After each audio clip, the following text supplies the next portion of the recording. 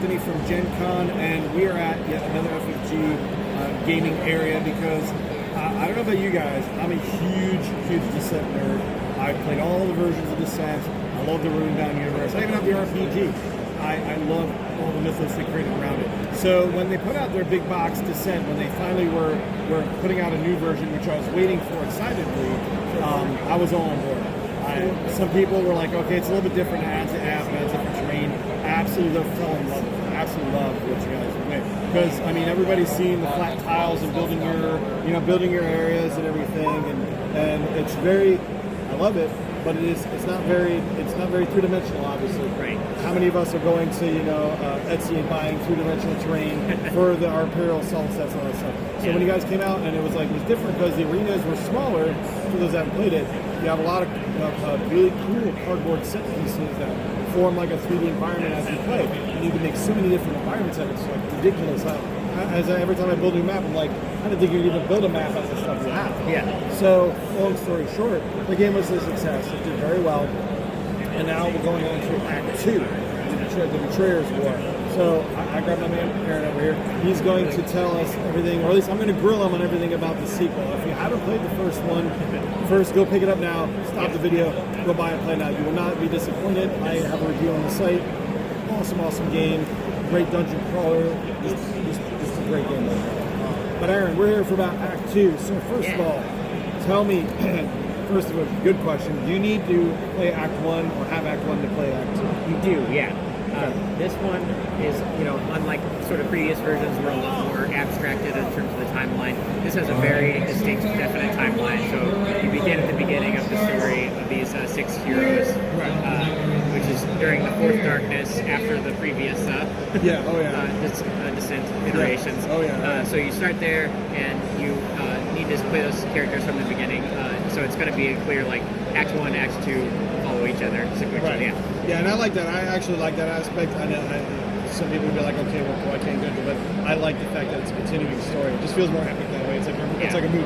And what else doing Act 1 and Act 2 connected like that does is also lets us spend a lot less room, a lot less of our space in the Act 2 box on tiles and tokens and stuff to make it playable itself. Instead, we got to make the two connected so we could make the Act 2 box full of a huge dragon model, all kinds of lots of cool minis. There's a huge dragon model.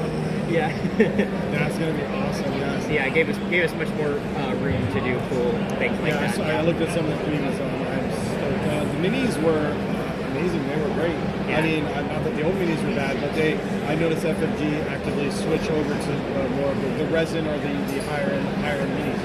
Yeah. The minis that last set were absolutely gorgeous. The Lever X model was especially hard to manufacture because it's so tall it can weeble wobble, and what they did was they made her stand on a parapet that's very solidly molded, and they actually used a heavier plastic for it so that it anchors her.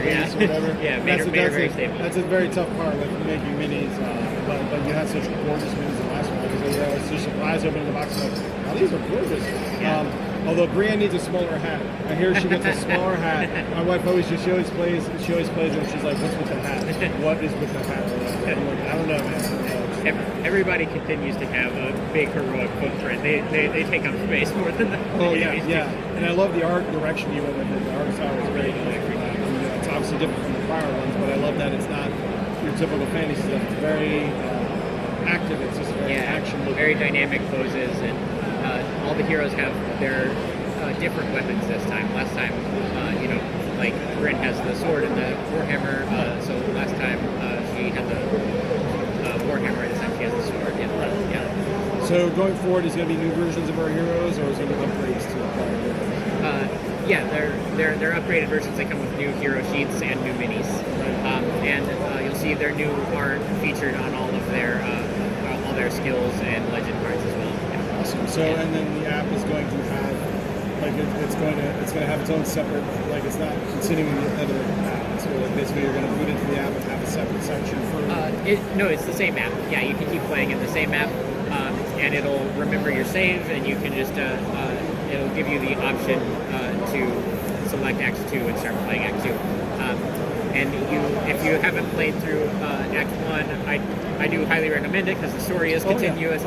But if you lost your save or something, you can also emulate your save with this campaign wizard that they have, where it'll ask you a series of questions about what happened in your Act 1 playthrough. Like, did you take Bryn's hat? Yeah. Did you annoy that farmer guy? Yeah. But yeah, you can answer those questions, and then it will create a save for you, so that you can start right away from Act 2. Awesome. Yeah. Cool. I'm happy you're kind of going that route with kind of updating things, but keeping it continuing. Yeah.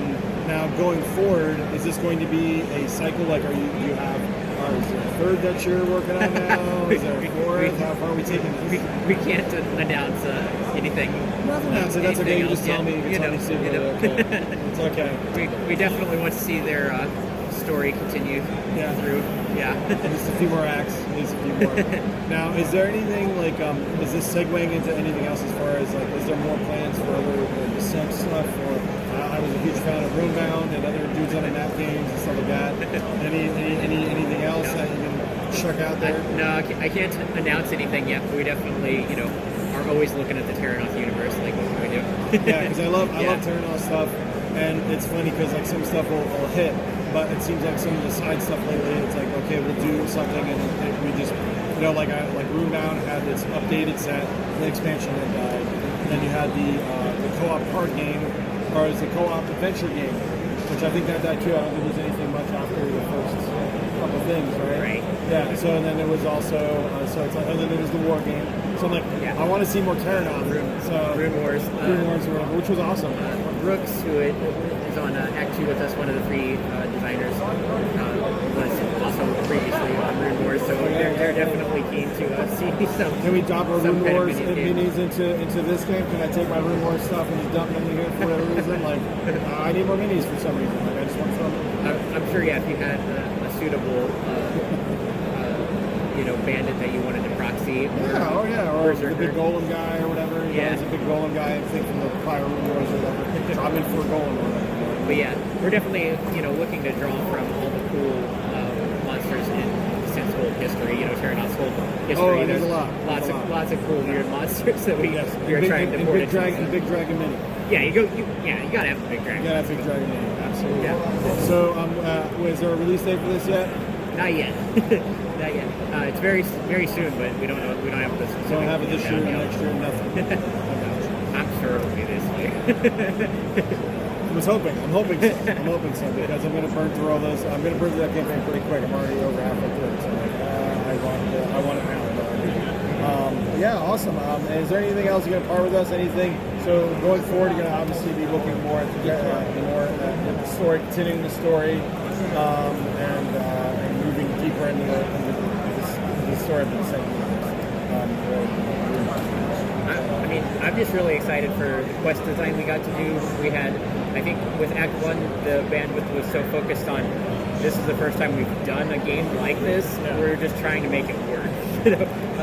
And with Act 2, we had a lot more time to marinate with, okay, now we can take it to the next level and figure out all the crazy things we can do with the quest design. So that's what's kind of new with this one. You kind of moving nuts with just making creative quests and things like that. Yeah. Quests where the terrain is customized, and there's more bespoke sort of logic to, there's more timers that can happen, more weird objects getting transformed in ways that we didn't play with before. Awesome. Yeah. That was cool. Yeah, I absolutely look forward to that. Yeah, I'd be interested to see kind of what kind of stuff comes out of there. And I actually liked I can't really think of a quest that really was bad in the prior one. Obviously, they had a lot of same stuff. You come across the tree, what are you going to do? You come across the bookcase, what are you going to do? I'm going to take everything I can get, before I go anywhere. So it'll be interesting to see some stuff that, change that dynamic. So yeah, guys, Ascent is great. If you haven't played it, pick up the first box. It's been out for a while too. You can probably even get it. If you don't get it at Gen Con, they might be selling it, whatever. Just get it. However you get it. It's an awesome game. Honestly, I don't think they give you guys enough credit with the app integration people whine about.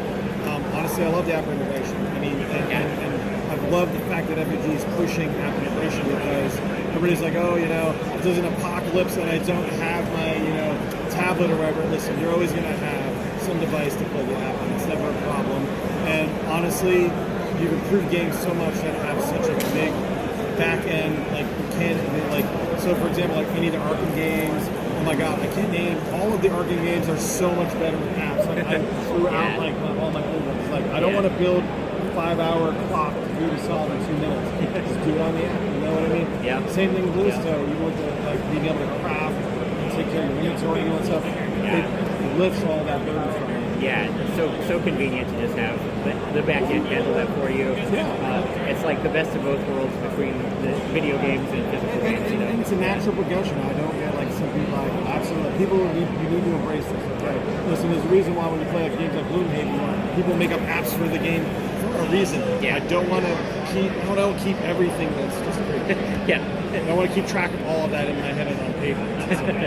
So thanks, guys, for checking out another video. This is I wish they had something here for Descent, but it's coming soon. So hopefully we'll get some good stuff here. Descent Betrayer's War. If you haven't played the first one, get it now. Obviously, we're going to be talking to Aaron here more in the future. And guys, as always, when you're turning off, what do? You game on.